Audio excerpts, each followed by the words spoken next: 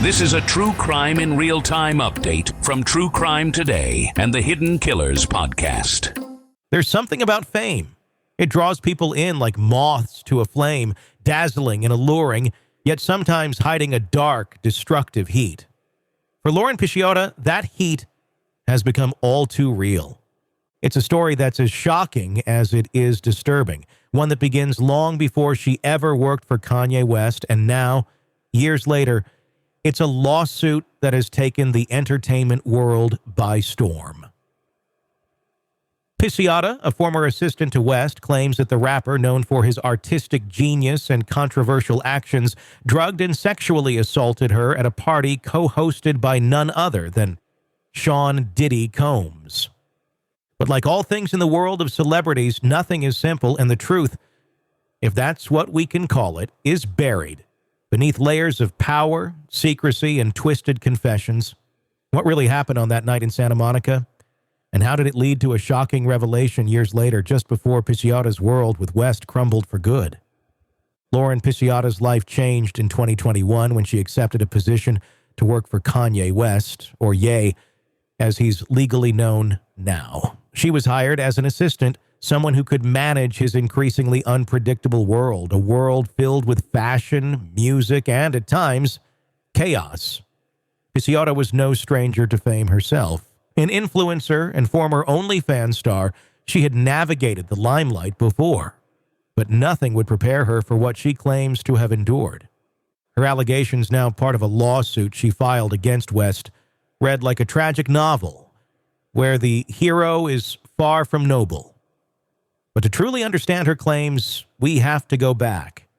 Back to a night in Santa Monica, a night when Pisciotta found herself at a party she will never forget. It was supposed to be a casual evening. Pisciotta was there with a musician client she managed at the time, and West, along with Sean Diddy Combs, was hosting a party at a local music studio. Pisciotta had no reason to suspect that the night would turn into something she would come to regret for years. After all, West and Combs were titans in the music industry. This was an opportunity, a chance to connect, to network, and perhaps further her client's career.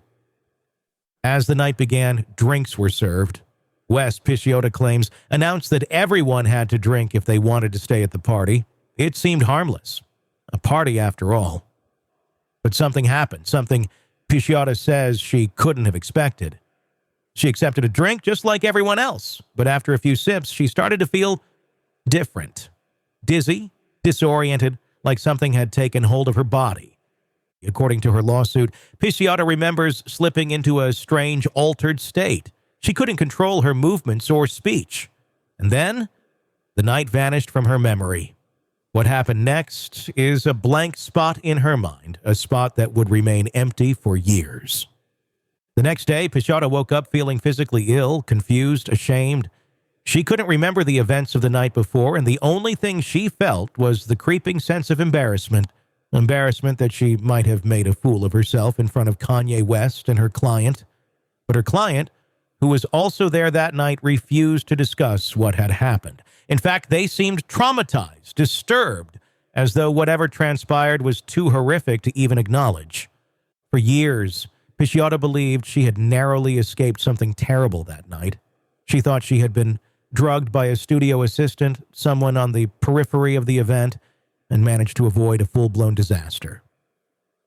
It wasn't until much later, when her professional relationship with Kanye West became deeply personal, that she learned the truth. At least, the truth according to him. Pisciotta began working for West in July 2021, initially as an assistant for his Yeezy women's fashion line. She was later promoted to chief of staff and became involved in the production of his album Donda. Her time working with him was marked by the chaos that often surrounds celebrities of West's stature. But amid the chaos, Pisciotta claims, there were darker moments. Moments of harassment, inappropriate behavior, and a power dynamic that would ultimately unravel. In November 2022, just before Pisciotta was fired, West allegedly made a chilling confession. They were having a conversation, one that started as a minor dispute but quickly spiraled into something much more alarming. West, she claims, was angry. He had just exchanged a series of texts with his then-partner, who had accused him of having an affair with Pisciotta. Pisciotta, in an attempt to clear the air, offered to text the partner and explain that nothing had ever happened between them. She wanted to set the record straight, to make sure the accusations didn't spiral into something worse. But that's when West allegedly stopped her. He told her she couldn't deny they had been intimate because, according to him, they had. "We did kind of hook up a little one time," West allegedly said, referring to the night in Santa Monica. Pisciotta, confused, shocked, tried to piece together what he meant. She had no memory of anything intimate happening between them, but West continued. He reminisced about that night, the night she believed she had simply been drugged by a random assistant. West's version of events, Pisciotta claims, was different. He told her that after she was drugged, they hooked up, but left out the severity of what really happened. Pisciotta, horrified by this revelation, told him she didn't remember anything, to which West allegedly laughed and said, "Women love to say they don't remember." That moment, Pisciotta says, was devastating.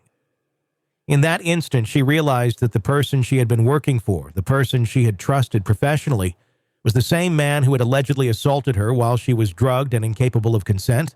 The lawsuit claims Pisciotta was left feeling overcome with immense shame, discomfort, and utter disgust.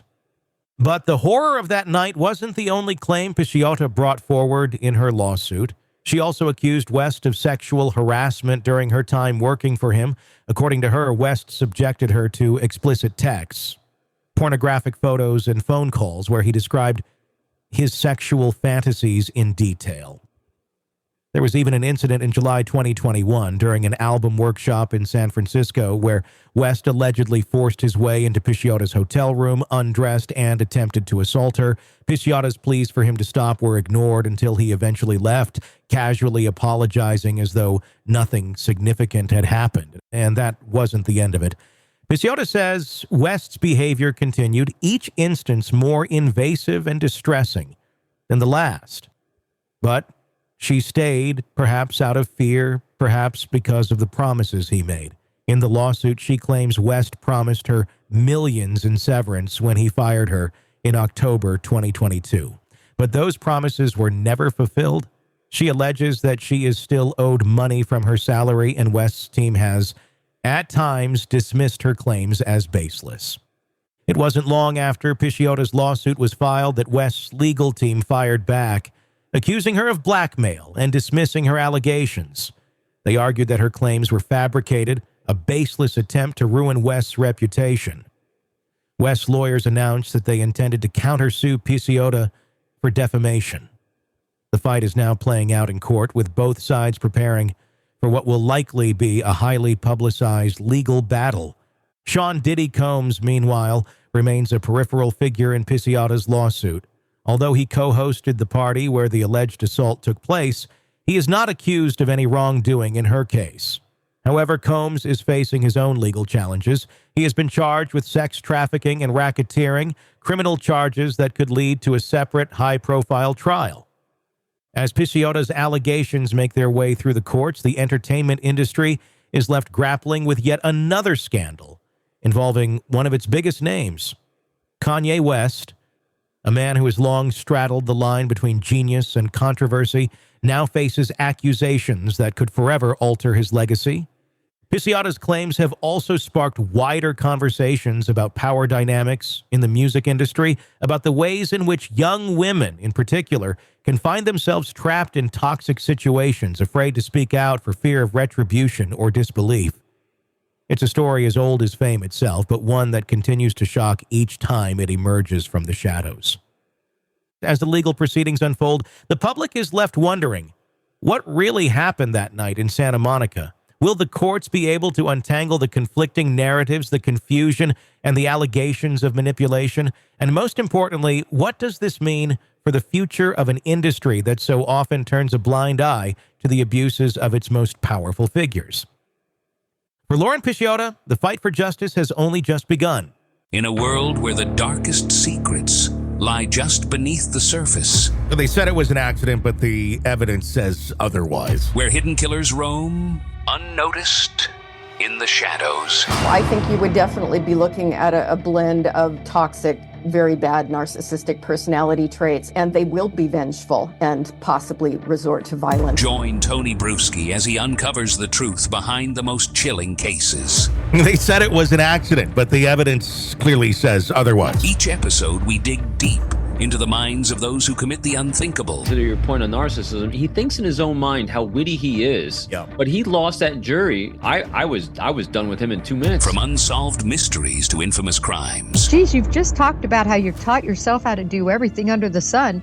I bet you did a YouTube video, how to best kill somebody with a knife. Hidden Killers with Tony Bruschi takes you where few dare to go. How does someone with such a dark secret go unnoticed for so long? With multiple new episodes every single day. We're not just telling stories, we're seeking justice. Listen now on Apple Podcasts or wherever you get your podcasts. Just search for Hidden Killers with Tony Bruschi.